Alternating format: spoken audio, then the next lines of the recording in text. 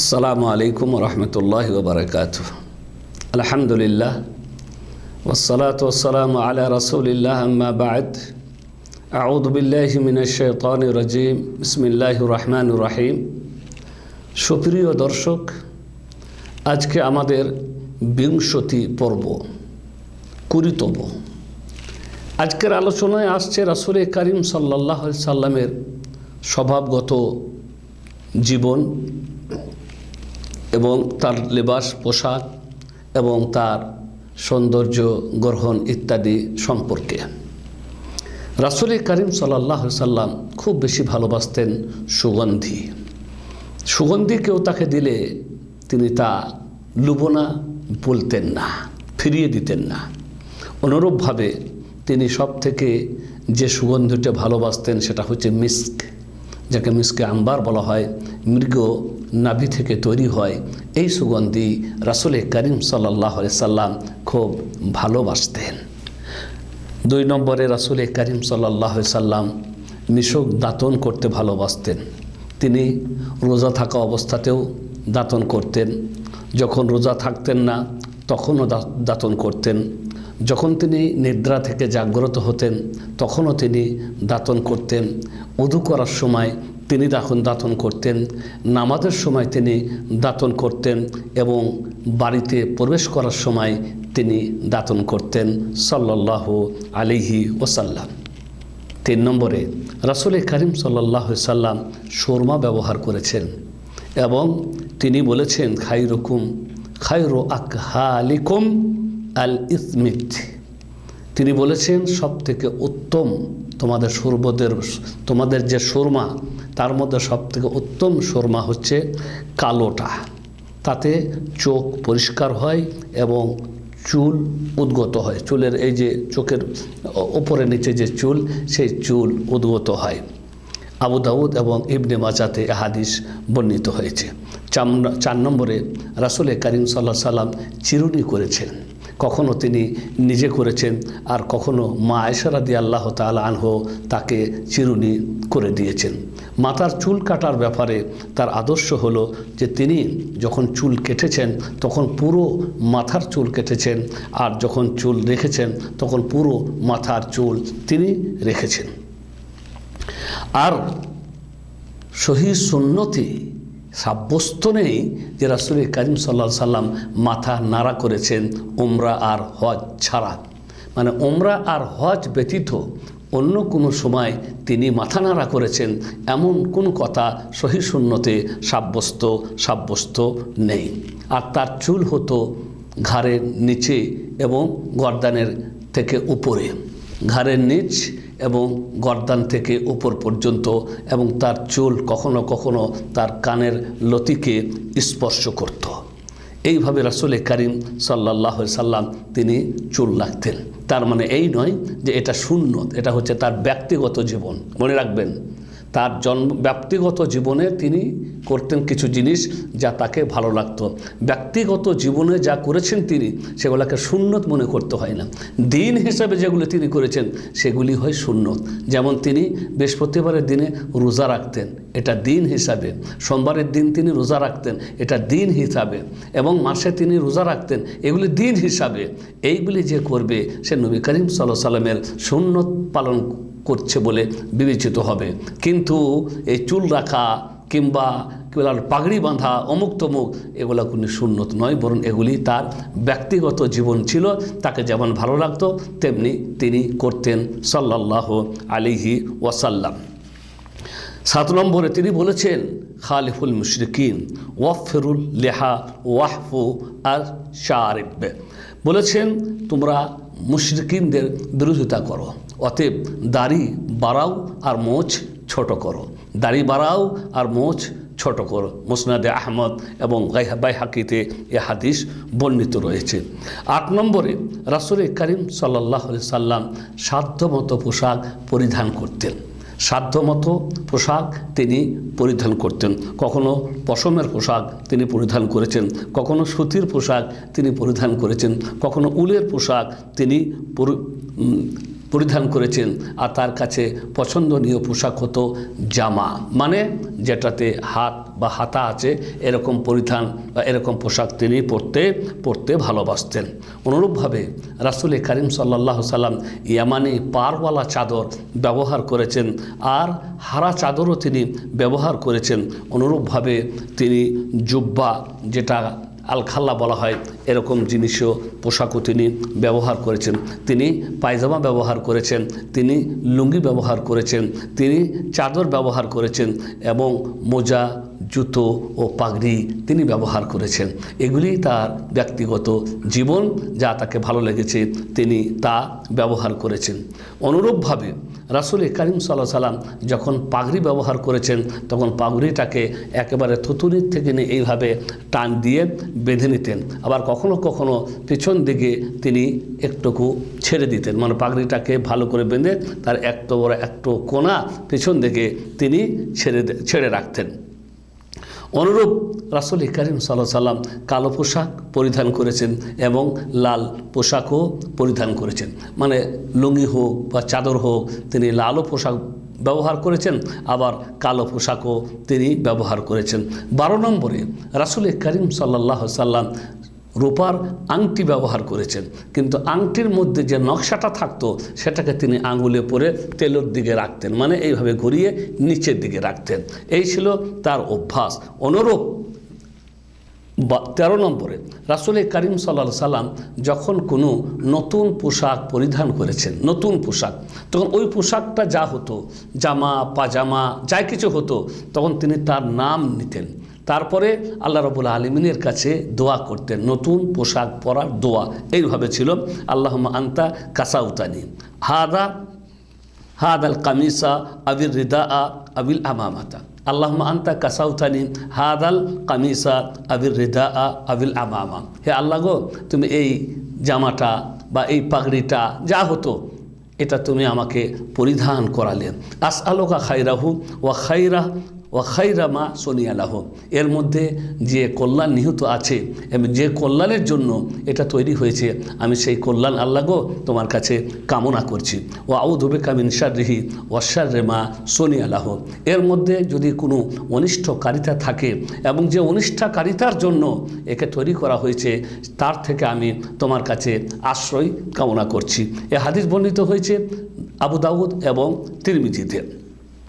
অনুরূপভাবে প্রতিটি জিনিস পরিধান ইত্যাদির ক্ষেত্রে তিনি ডান দিক থেকে করাটা বেশি ভালোবাসতেন। বলা হয়েছে কানা ইউজিবুহু আত-তায়াম্মুনা ফি তানাউলিহি ওয়া তারাজ্জুলিহি ওয়া তুহুরিহি ওয়া আখদিহি ওয়া আতাইহি, কাকু চিরুনি করার ব্যাপারে, জুতো পরার ব্যাপারে, পবিত্রতা অর্জন করার ব্যাপারে, কাকে কিছু দেওয়া, কারো থেকে কিছু নেওয়া ইত্যাদি প্রত্যেক ক্ষেত্রে রাসূল করিম সাল্লাল্লাহু আলাইহি সাল্লাম যা কিছু করেছেন তা ডান দিয়ে করেছেন, ডান হাতে দিয়েছেন, ডান পায়ে আগে জুতো পরেছেন। এইভাবে এটা ছিল রাসূল করিম সাল্লাল্লাহু আলাইহি সাল্লামের অভ্যাস। অনুরূপভাবে রাসূল করিম সাল্লাল্লাহু আলাইহি সাল্লামের আদর্শ ছিল যখন তিনি হাঁচি দিয়েছেন তখন যতদূর সম্ভব হাত দিয়ে বা কাপড় দিয়ে ওই হাঁচির শব্দকে রোধ করার তিনি চেষ্টা করেছেন। আমাদের অনেকে আছে জোরে হাঁচি দিয়ে দেয়, সামনে মানুষ পিছনে মানুষ, অনেক মানুষ তার কাছে থাকে, অথচ এত জোরে হাঁচি দিয়ে দেয় যে মানুষরাও চমকে ওঠে। এগুলো হচ্ছে বেয়াদবি এবং এমন লোকদের কথা যারা ধৃষ্টতা প্রয়োজন হয়, কোনো মানুষের কোনো পরোয়া করে না। ইসলাম আমাদেরকে আদব শিক্ষা দিয়েছে, নবী মুহাম্মদ রাসূলুল্লাহ সাল্লাল্লাহু আলাইহি সাল্লাম আমাদেরকে তরিকা, আদর্শ এবং সুন্দর সাংস্কৃতিক শিক্ষা দিয়েছেন। তাই তিনি রাসূল করিম সাল্লাল্লাহু আলাইহি সাল্লাম যখনই হাঁচি দিতেন তখন হাত দিয়ে কাপড় দিয়ে যা কিছু দিয়ে হোক না কেন তিনি মুখে রাখতেন এবং আওয়াজটাকে দমন করার চেষ্টা করতেন। অনুরূপভাবে রাসূল করিম সাল্লাল্লাহু আলাইহি সাল্লাম সম্পর্কে এসেছে যে কুঁয়ারি মেয়েরা, পর্দানাসীন কুঁয়ারি মেয়েরা যত না লজ্জাশীল হতো তার থেকেও বেশি লজ্জাশীল ছিলেন মুহাম্মদুর রাসূলুল্লাহ সাল্লাল্লাহু আলাইহি ওয়াসাল্লাম। 18 নম্বর, রাসূল করিম সাল্লাল্লাহু আলাইহি সাল্লাম হাসির জিনিসে হাসতেন, মানে কোনো হাসির বিষয় হলে সে হাসির বিষয়ে তিনি হাসতেন, কিন্তু তার হাসিটা এমন হতো যে সেটা শুধু মুচকি হাসি, তার হাসি মুচকি হাসি স্নিগ্ধ হাসি হতো। তার হাসি এমন হতো না যে হাসি দিয়ে বা যে হাসির কারণে তার ভিতরকার দাঁতগুলি দেখা যায়, মানে যাকে অট্ট হাসি বলে, এরকম অট্ট হাসি তিনি হাসতেন না। অনুরূপভাবে তিনি কাঁদতেন, যদি কোনো কাঁদার বিষয় হতো তাহলে তিনি কাঁদতেন, কিন্তু তার কাঁদাটা চিৎকার হতো না, কাঁদার এমন কোনো শব্দ হতো না যা মানুষ শুনতে পায়, বরং তিনি কাঁদতেন এমনভাবে যেমন বুকটা কাঁদছেন, বুকটা কাঁপছে, দূর দূর করছে, ঠিক এরকম ধরনের তার কান্না হতো। তার চোখ দিয়ে পানি আসতো এবং তার বুকটা যেন কাঁপছে, এরকম ধরনের তার কান্না হতো না। চিৎকার করে কাঁদতেন, আর হাসি দেওয়ার সময় তিনি অট্ট হাসিও দিতেন না। এ ছিল আদর্শ মুহাম্মদ রাসূলুল্লাহ সাল্লাল্লাহু আলাইহি ওয়াসাল্লামের। এবারে আসছে রাসূল করিম সাল্লাল্লাহু আলাইহি ওয়াসাল্লামের সালাম দেওয়া এবং অনুমতি চাওয়ার আদর্শ সম্পর্কে। 1 নম্বরে রাসূল করিম সাল্লাল্লাহু আলাইহি ওয়াসাল্লাম এর আদর্শ ছিল যে তিনি যখন কোথাও যেতেন তখন যেখানে যেতেন তাদেরকে সালাম দিতেন। কোনো জায়গাতে গেছেন, সেখানে মানুষজন আছে, সেখানে তিনি গিয়ে তাদেরকে সালাম দিতেন। আবার তাদের কাছ থেকে যখন তিনি ফিরে আসতেন তখনও সালাম দিয়ে তারপরে ফিরে আসতেন এবং সালামের প্রচলন করার তিনি নির্দেশও দিয়েছেন। উম্মতকে, সাহাবীদেরকে বলেছেন তোমরা ব্যাপক হারে একে অপরকে সালাম দিও, সালামের পদ্ধতি, সালামের নিয়ম চালু করো। আর এতে তিনি একথাও বলেছেন, সালাম দিলে, একে অপরের প্রতি সালাম দিলে মোহাব্বত, ভালোবাসা সৃষ্টি হয়। অনুরূপভাবে রাসূল করিম সাল্লাল্লাহু আলাইহি সাল্লাম বলেছেন সালাম দেওয়ার পদ্ধতি সম্পর্কে, ছোটরা বড়দেরকে সালাম দেবে, যারা পেরিয়ে যাচ্ছে তারা ওদেরকে সালাম দেবে, যারা বসে আছে, যারা বাহনে আছে তারা তাদেরকে সালাম দেবে, যারা পায়ে হেঁটে যাচ্ছে এবং যারা অল্প সংখ্যক তারা তাদেরকে সালাম দেবে, যারা কম সংখ্যায়। এটা হচ্ছে তরিকা পদ্ধতি। মুহাম্মদ রাসূলুল্লাহ সাল্লাল্লাহু আলাইহি সাল্লাম বলে দিয়েছেন যে ছোটরা বড়দেরকে, যারা বাহনে আছে তারা ওদেরকে সালাম দেবে, যারা পায়ে হেঁটে যাচ্ছে এবং যারা কম সংখ্যায় আছে তারা তাদেরকে সালাম দেবে, যারা বেশি সংখ্যায় আছে। অনুরূপভাবে রাসূল করিম সাল্লাল্লাহু আলাইহি সাল্লাম প্রথমেই সালাম দেওয়া শুরু করতেন, তিনি আগে বেরিয়ে সালাম দিতেন। আর যখন তিনি তাকে যখন কেউ সালাম দিত তখন তিনি তার সালামের উত্তর হয় ওইভাবেই দিতেন যতটা সে দিয়েছে, কিংবা তার থেকে উত্তম দিতেন। কোনো সময় উত্তম দিতে পারতেন না, হয়তো নামাজে আছেন কিংবা কোনো প্রয়োজনে আছে, তখন সংক্ষিপ্ত আকারে ততটুকুই সালামের উত্তর দিতেন যতটা সালাম তাকে দেওয়া হয়েছে। অনুরূপভাবে রাসূল করিম সাল্লাল্লাহু আলাইহি সাল্লাম যখন সালাম দিতেন তার সালামের শব্দ ছিল ঠিক এই রকম, আসসালামু আলাইকুম ওয়া রাহমাতুল্লাহ। এখানে সালামের শব্দটা মানুষদেরকে জানিয়ে দেওয়া হচ্ছে যে নবী মুহাম্মদ রাসূলুল্লাহ সাল্লাল্লাহু আলাইহি সাল্লাম থেকে সাব্যস্ত যে সালামের শব্দ তা হলো আসসালামু আলাইকুম ওয়া রাহমাতুল্লাহ। এটা বুখারী শরীফের হাদিস। অনুরূপভাবে রাসূল করিম সাল্লাল্লাহু আলাইহি সাল্লাম অপছন্দ করেছেন যে কেউ যেন এইভাবে সালাম না দেয়, কি আলাইকাস সালাম, আলাইকাস সালাম, এইভাবে যেন কেউ সালাম না দেয়, বরং সালাম হচ্ছে আসসালামু আলাইকুম। অনুরূপভাবে যখন কেউ সালাম দিত তখন তিনি তাকে সালামের উত্তর দিতেন এইভাবে, ওয়া আলাইকুমুসসালাম, ওয়া আলাইকাস সালাম, ওয়াওটা বাড়িয়ে দিতেন। কেউ আপনাকে বলল আসসালামু আলাইকা, আপনি বলবেন ওয়া আলাইকাস সালাম, কিংবা আসসালামু আলাইকুম ওয়া আলাইকুমুসসালাম, ওয়াও শব্দটা তিনি বাড়িয়ে দিতেন।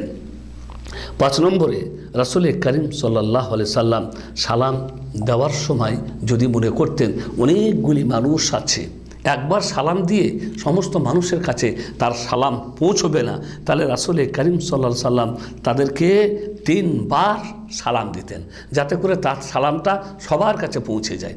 মানুষ অনেক বেশি, একবার সালাম দিলে হয়তো সামনের লোকগুলি শুনতে পেল, পেছনের লোকগুলি হয়তো শুনতে পেল না। তাই রাসূল করিম সাল্লাল্লাহু আলাইহি সাল্লাম এরকম ক্ষেত্রে 3 বার করে সালাম দিয়েছেন, যাতে করে সবাই তার সালামের শব্দটা শুনে নেয়। অনুরূপভাবে যখন তিনি মসজিদে প্রবেশ করতেন তখন আগে তাহিয়াতুল মসজিদটা পড়ে নিতেন, তারপরে গিয়ে যারা থাকতো তাদেরকে সালাম দিতেন। আপনি আমরা যখনই মসজিদে প্রবেশ করব তখন আগে এক পাশে তাহিয়াতুল মসজিদ দুরিকার নামাজ পড়ে নিব, তারপরে যারা আছে তাদেরকে সালাম দিব। এই ছিল তরিকা পদ্ধতি রাসূল করিম সাল্লাল্লাহু আলাইহি ওয়াসাল্লাম। অনুরূপভাবে তিনি অনেক সময় সালামের উত্তর দিয়েছেন ইশারাতে, ইশারা ইঙ্গিতে, মাথা নাড়িয়ে, হাতের আঙ্গুলের ইশারায় এবং মাথা নাড়িয়ে এবং হাতের আঙ্গুলের ইশারায় তিনি অনেক সময় সালামের উত্তর দিয়েছেন যখন তিনি নামাজে থেকেছেন। নামাজের অবস্থায় তখন তাকে যদি কেউ সালাম দিয়েছে তাই রাসূল করিম সাল্লাল্লাহু আলাইহি ওয়াসাল্লাম মাথা নাড়িয়ে আঙ্গুলের ইশারায় তাদেরকে সালামের উত্তর দিয়েছেন। রাসূল করিম সাল্লাল্লাহু আলাইহি ওয়াসাল্লামের আরও একটি মহান আদর্শ হলো এই যে তিনি ছোট শিশুদের পাশ দিয়ে যখন পেরিয়ে গেছেন তখনও তাদেরকে সালাম দিয়েছেন।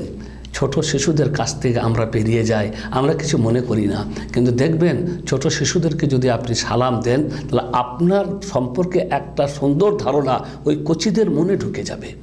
আপনার সম্পর্কে একটা সুন্দর ধারণা ওই কচি কাঁচা শিশুদের মনে ঢুকে যাবে যে এ মানুষটা খুব ভালো মানুষ, আমাদের সালাম দেয়। তাই চেষ্টা করবেন আপনি সালাম দিবেন ছোটদেরকে, ছোট থেকে, তাহলে ওদের সালামের শিক্ষা হয়ে যাবে। তো যখন তিনি ছোটদের কাছ থেকে পেরিয়ে গেছেন তাদেরকে সালাম দিয়েছেন, মহিলাদের কাছ দিয়ে পেরিয়ে গেছেন তাদেরকেও সালাম দিয়েছেন। সাহাবায়ে কেরাম রাদিয়াল্লাহু আনহুম আজমাইন বলেন, প্রত্যেক জুমার দিনে আমরা এক বুড়ির পাশ দিয়ে যেতাম আর বুড়িকে আমরা কি করতাম, সালাম দিতাম।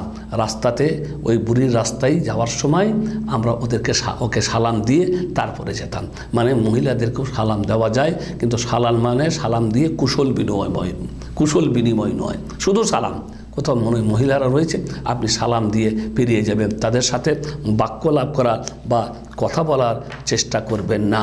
অনুরূপভাবে রাসূল করিম সাল্লাল্লাহু আলাইহি সাল্লামের অনুপস্থিত ব্যক্তির সালাম তার কাছে পৌঁছেছে, তিনি তা গ্রহণ করেছেন এবং যে তার কাছে সালামটা পৌঁছে দিয়েছেন তাকেও তিনি বলেছেন যে তাহলে আমার সালামটাও তাকে দিয়ে দিও। আল্লাহ নবী যখন উপস্থিত ছিলেন, কেউ হয়তো আল্লাহ নবীকে সালাম পাঠিয়েছেন কারো মাধ্যমে, আল্লাহ নবী তার সালাম গ্রহণ করতেন আর যে সালাম পৌঁছাতে আসতো তাকেও বলে দিতেন যে আমার সালামও তার কাছে পৌঁছে দিও। অনুরূপভাবে রাসূল করিম সাল্লাল্লাহু আলাইহি সাল্লামকে যখন জিজ্ঞাসা করা হলো, যখন আমাদেরকে কেউ সালাম দেবে তখন কি আমরা একটুকু মাথাটা ঝোঁকাবো উত্তর দেওয়ার সময়? কালা লা, এরকম করবে না। কিলা আলতাজিমুহু ওই ইউকাব্বিলুহু, তাকে কে সাঁপটে ধরে তাকে চুম্বন করবে, চুমা দেবে? কালা লা, এটাও করতে পারবে না। কিলা আইয়ুসাফিহুহু, তার সাথে কি মুসাফা করবে? কালা নাম, বললেন হ্যাঁ, এটা করতে পারবে। তাহলে বুঝতে পারা গেল যে আমরা মাথা নুইয়ে সম্মান প্রদর্শন করব, কিংবা ওই যে আমাদের দেশে আবার একটা প্রচলন আছে কদমবুসি করা ইত্যাদি, মাথা নত করে সম্মান করা, কদমবুসি করা, এর কোনো পারমিশন নেই। এবং সালাম দেওয়ার পরে কারো হাতে চুমো দিতে হবে ইত্যাদি, এরও কোনো পারমিশন নাই। বরং কী বলা হয়েছে যে মুসাফা করবে, মুসাফা করার অনুমতি আছে। আমরা সালাম দেওয়ার পরে একে অপরের সাথে মুসাফা করতে পারি। আর এই হাদিস বর্ণিত হয়েছে তিরমিজিতে। অনুরূপ রাসূল করিম সাল্লাল্লাহু আলাইহি ওয়াসাল্লামের আদর্শ ছিল যে তিনি বাড়িতে হঠাৎ করে প্রবেশ করে যেতেন না। মানে এই নয় যে হঠাৎ করে বাড়িতে প্রবেশ করে গেলেন আর বাড়ির ওলারা কেউ জানতেই পারল না, না, বরং তিনি সাল্লাল্লাহু আলাইহি সাল্লাম তাদেরকে আগে সালাম করতেন এবং তাদেরকে সতর্ক করতেন সালাম করার মাধ্যমে, যাতে করে বাড়িতে যারা আছে তারা সতর্ক হয়ে যায়। তারপর বাড়িতে প্রবেশ করে সালাম দিয়ে প্রবেশ করে তাদের কুশলাদি তিনি জিজ্ঞাসা করতেন। অনুরূপভাবে রাসূল করিম সাল্লাল্লাহু আলাইহি সাল্লামের তরিকা পদ্ধতি ছিল, রাতে যখন তিনি তার পরিবারের কাছে প্রবেশ করতেন তখন তিনি এমনভাবে সালাম দিতেন যে ঘুমন্ত মানুষকে যে তিনি জাগিয়ে দিতেন না। মুসলিম শরীফের হাদিস যে এমন নয় একবার আপনি জোরে সালাম দেন, অন্যান্য মানুষরা ঘুমিয়ে আছে তারা, কিংবা আপনার স্ত্রী ঘুমিয়ে আছে, তার ঘুমে ডিস্টার্ব হয়ে যাবে, কোনো কারণে আপনার আসতে দের হয়েছে, তাহলে বাড়িতে গিয়ে এমন জোরে সালাম দিবেন না যে সালামের কারণে ঘুমন্ত মানুষগুলি জেগে যায়। রাসূল করিম সাল্লাল্লাহু আলাইহি সাল্লাম তখন সালাম দিয়েছেন, কিন্তু এমনভাবে যাতে করে ঘুমন্ত মানুষ জেগে না যায়। অনুরূপ রাসূল করিম সাল্লাল্লাহু আলাইহি সাল্লামের তরিকা আদর্শ ছিল এই যে যখন কেউ অনুমতি নিতে আসবে, তারপরে তাকে যখন বলা হবে কিলা লাহু, যখন বলা হবে মান আন, তুমি কে, তখন সে যেন বলে ফুলান ইবনু ফুলান, মানে সে যেন তার নামটা নিয়ে বলে আমি অমুকের বেটা অমুক, কিংবা আমি অমুকের বাপ অমুক কুনিয়াত ধরে, যেমন আবু মোহাম্মদ, আবু আহমদ, আমি আবু আহমদ গো, আমি আবু মোহাম্মদ গো। সেজন্য আমি না বলে আনা আমি এরকম শব্দ যেন সে না বলে, বরং সে তার নাম নেবে কিংবা বলে আমি অমুকের আব্বা, এইভাবে সে যেন উত্তর দেয়। অনুরূপভাবে রাসূল করিম সাল্লাল্লাহু আলাইহি সাল্লামের তালিম শিক্ষা হলো যে তোমরা 3 বার ইস্তেদান অনুমতি নেবে। 3 বার অনুমতি নেওয়ার পরে যদি অনুমতি পাও তাহলে প্রবেশ করবে, আর যদি অনুমতি না পাও তাহলে ফিরে যাবে। 3 বার বাড়ির কাছে যাবেন, বাড়িতে আছেন গো একবার বলবেন, আবারও একবার বলবেন, আবারও একবার বলবেন। যদি কোনোই উত্তর না পান তাহলে আপনি ফিরে যাবেন, আর যদি উত্তর পান, যদি প্রবেশ করার অনুমতি পান তাহলে প্রবেশ করবেন। অনুরূপভাবে রাসূল করিম সাল্লাল্লাহু আলাইহি ওয়াসাল্লাম তার সাহাবীদেরকেও সালাম করার এই ইস্তেদানের পূর্বে সালাম করার কথা শিখিয়ে দিয়েছেন। মানে আগেই ইস্তেদান না, আগে সালাম করুন, সালাম করার পরে এবারে অনুমতি চান, সালাম করার পরে অনুমতি চান। অনুরূপভাবে রাসূল করিম সাল্লাল্লাহু আলাইহি সাল্লাম আরও একটা আদর্শ নিয়ম পদ্ধতি আমাদেরকে শিখিয়ে দিয়েছেন যে আমরা যখন কারো বাড়িতে যাব, তার কাছে অনুমতি চাইতে তখন আমরা তার বাড়ির সামনাসামনি দাঁড়াবো না, বরং ডান পাশে বা বাম পাশে দাঁড়াবো, যাতে করে সে যখন দরজাটা খুলবে তখন আমার নজরটা যেন তার বাড়িতে সরাসরি পড়ে না যায়। আর তিনি বলেছেন ইন্নামা জয়িলাল ইস্তেদান ও মিন আজালিল বাসার, অনুমতির নেওয়ার যে মানে নিয়ম চালু করা হয়েছে, অনুমতি যে নিতে বলা হয়েছে, তার কারণ হচ্ছে এই দৃষ্টি। যেহেতু দৃষ্টি পড়ে যাবে বাড়ির ভিতরে, আর বাড়ির ভিতর যারা আছে তারা কে কেমন অবস্থায় আছে, যাতে করে তাদের ওপর আপনার দৃষ্টি না পড়ে, তাই বিধি নিয়ম চালু করা হয়েছে যে আপনাকে অনুমতি নিয়ে তারপরে প্রবেশ করতে হবে। এই ছিল মুহাম্মদ রাসূলুল্লাহ সাল্লাল্লাহু আলাইহি সাল্লামের ব্যক্তিগত জীবন সম্পর্কেও কিছু কথা এবং সালাম ও ইস্তেদান সম্পর্কীয় কিছু কথা। আমাদেরকে মহান আল্লাহ রাব্বুল আলামিন যেন তৌফিক দান করেন, আমরা যেন রাসূল করিম সাল্লাল্লাহু আলাইহি সাল্লামের আদর্শ মতো নিজের জীবন পরিচালনা করতে পারি। ও সাল্লাল্লাহু আলা নবিয়িনা মুহাম্মদ ওয়া আলা আলিহি ওয়া সাহবিহি আজমাইন।